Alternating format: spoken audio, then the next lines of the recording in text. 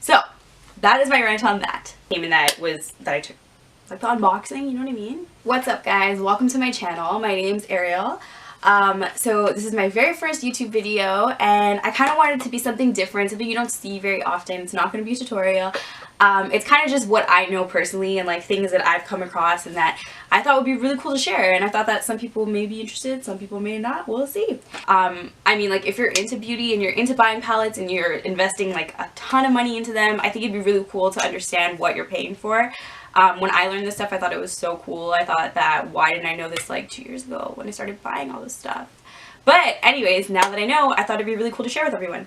So let me know what you think. A lot of people purchase things, purchase makeup, purchase palettes, and a lot of people, I know a lot of reviews, they say like, oh hey, they're like $80, $100, like why? What the hell? Why is it so expensive? Is it worth it? But a lot of the times these things are based on like swatches and wearability, which is 100% correct, because things, obviously that's the whole point of purchasing these things. But I thought it'd be really cool to kind of give you guys like an insight on how these things are made and just like why the cost sometimes is so expensive. Now for me personally, I know these things just based off of my job right now. I have been in the beauty industry for a little, like not too long, but a little while. I used to work at Sephora and as an artist, and now I am currently a product developer in the cosmetic industry. So I do know a little bit about this, not too much, but I know some stuff. So hopefully it's enough to kind of get me through this video, and hopefully it's enough that you guys understand what I'm saying. I have two pretty popular palettes with me today. So I have the Huda Rose Gold palette. I do not have, actually I do have the sleeve, but I don't know where it is. I've used this palette a lot, so it's not in the best condition. And then I also have the Sephora Pro palette. So again, I don't have the like the secondary, like the secondary packaging it came in that I took like the unboxing, you know what I mean? Anyways, I don't have that, but I'm gonna do a quick review of not like a swatch test and all that kind of stuff, but just like why sometimes these costs are driven and what drives them. So the Huda Beauty palette, super popular, and the reason I think, well, I mean, I'm pretty sure everyone knows this, the reason it's so popular, not just because Huda has made a name for herself, but because these shadows are like insane, like the texture, formulation, all that kind of stuff. But you guys already know that. So what I'm going to talk about is stuff that you may not know. So a lot of the times people look at this and they're like, wow, it's so pretty, you can see everything, but there's so much that goes into that. I mean, I don't know personally on behalf of Huda and how she did her developing, but I know that a lot of time, consideration, and a lot of thinking goes into these things, and little details that go into these things that actually drive the cost up pretty high. Now in Canada, this guy retails for $85. So I mean, that's kind of a lot of money. It's a lot. So basically this palette here, if you look at it, it's a cute little clear lid. You can see all your shades. You wouldn't believe the amount of time, the amount of thoughts that go into it. Granted, I don't know what Huda did. I don't know what her process was, but personally, like as being somebody in the industry, I kind of understand what people think about it. I understand how certain decisions are made. Granted, it's not the same with everybody, but I think I have enough knowledge that I can kind of make an estimate, a guesstimate. Yeah. I was working at Sephora at the time, and I want to say that I was pretty ignorant, because I remember being so against this palette. Like I was like, who does she think she is? Retail this for $85. Like, why would I purchase this? I'm not paying $85 for the stinking palette. Like, yeah, it's nice, it's pretty, but I'm not gonna do it. And then one day I bought it and it changed my life. Girl, Huda, she just did it. She did it. But it was so pretty. I wear it every single day. It's just so nice. It's so nice. If you don't have this, you should really get it. It's so beautiful. And it wasn't just because of like a bandwagon thing and it was off the shelves. Like I just got it because I was like, let me try it. If I don't want it, I can return it. And I was like, this is just so beautiful. It's so beautiful. So one thing that I personally know, the packaging of this palette is not very expensive. I'm sorry, the component, like this is like the component that it's in. It's not very expensive. It's not very intricate. There's nothing crazy about it. It's just a clear lid. It's like plastic. This is called like paperboard. It's not too crazy. So with that being said, it being such an expensive palette, my assumption is that the formulation is what's caused this palette to go up so high. Granted, there's markups, there's all that kind of stuff, but there's obviously going to be a chunk of money that goes into something, a specific part of the palette more than another. And in this case, I would have to make a guess that it obviously went into the formulation of these shadows, because this component isn't anything crazy. It shouldn't have costed that much. But I have to say that I get it if it did go into this. And then also something to be very mindful of is where these things are made. A lot of the times people don't really look at them, because the beauty industry is just such a saturated industry where people are just like, oh my god, this is a new thing, we have to get it, we need this, blah blah blah blah. Where is it? It's sold out, what do I do now? People don't really look at these things. They don't really ask the questions. They don't really say, oh, why am I paying so much for this? So I just thought it'd be really cool to kind of go through it. So if you're looking at this guy was made in Italy. So that means that these shadows were made in Italy, which tells me personally that means that this guy is made very well. It was a really good palette. It was done the right way. You paid $85 for this. I paid $85 for this, and I have zero regrets. I have to say that you get the perfect amount of product and quality with minimal design, but I think it's simplistic for a reason. It's beautiful the way it is, and you just know you're getting like a really good product for this price. Now, something that I think is amazing too is the fact that I've had this palette for about a year. I would say it's about a year. And I use these shadows every single day, and you can't even tell that anything is gone. These guys down here, I use them all the time. And they don't even look different from the other ones. But that is amazing. That's just, I don't even know why that is like that. But this right here is actually super popular, this clear lid. I do think that Huda is the reason why it's so popular, especially right now. A lot of people are trying to do this clear lid. Oh, these shadows are very they're unique shadows, so therefore it must have costed her a lot more to mix this palette with these matte shades and these, I believe they're oil-based shades up here. So honestly, like, it's not cheap. It's not cheap to do these things. The perfect packaging to go with the perfect formula. You know, when you're purchasing this product, I know that I'm paying for this formula versus the packaging. And I think with this product being so expensive, I would purchase it again and again and again.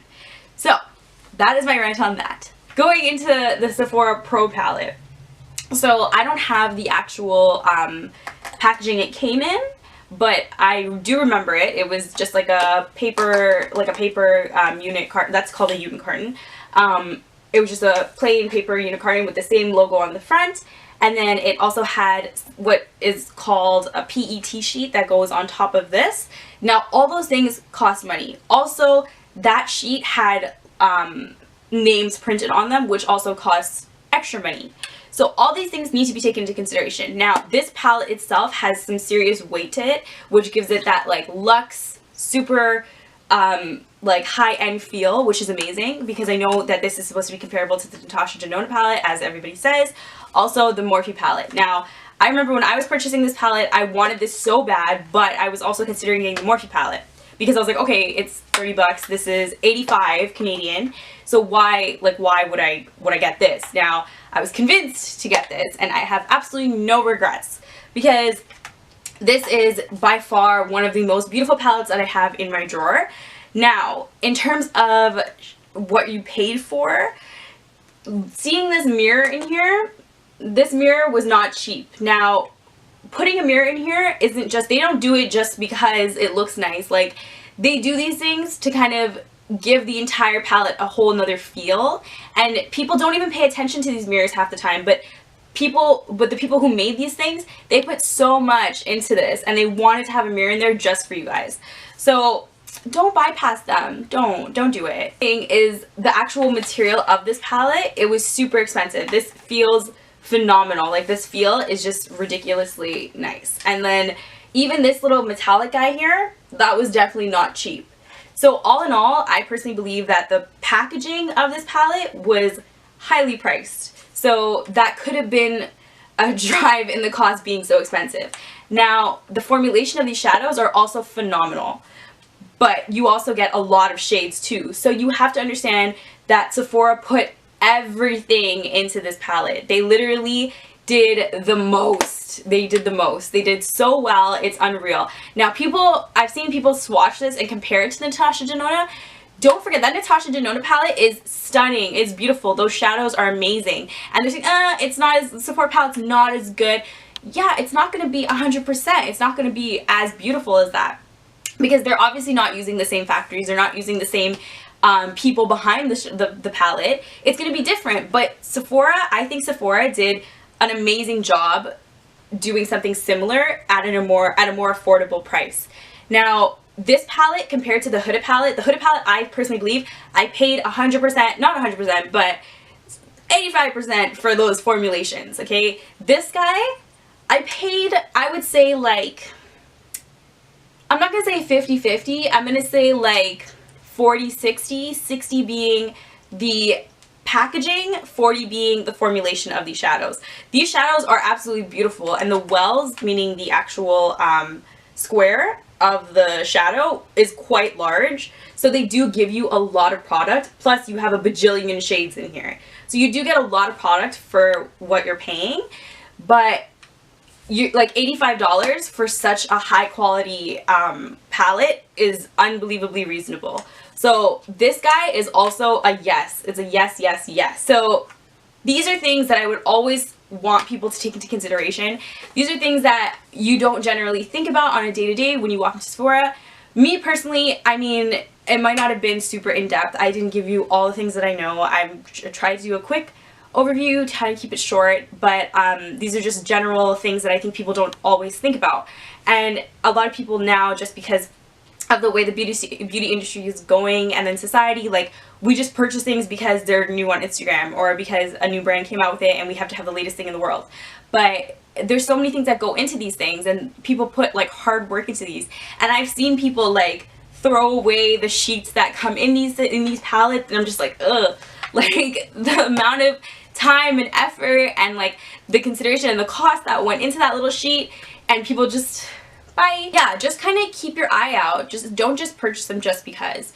Yeah, it's great to have all these things, but definitely look at where the bulk of your money is going. I mean, to be honest, like, if you walk into, and then a lot of people think that Sephora, everything in Sephora is going to be like phenomenal, and you're getting all these huge quality products and blah blah blah, and you can't get those things at drugstores. Like, that's not true. You have to think about like the same way as, okay, that Huda palette was made in where was it made? What did I say? That was made in Italy. Yes, granted, you're gonna get amazing quality with that being made in Italy, but that's not to say that if something is made in China, you're not gonna get that quality, because the amount of products that are made in China that are just amazing is unreal, and people need to not be biased. Don't be biased. Do not be biased against brands.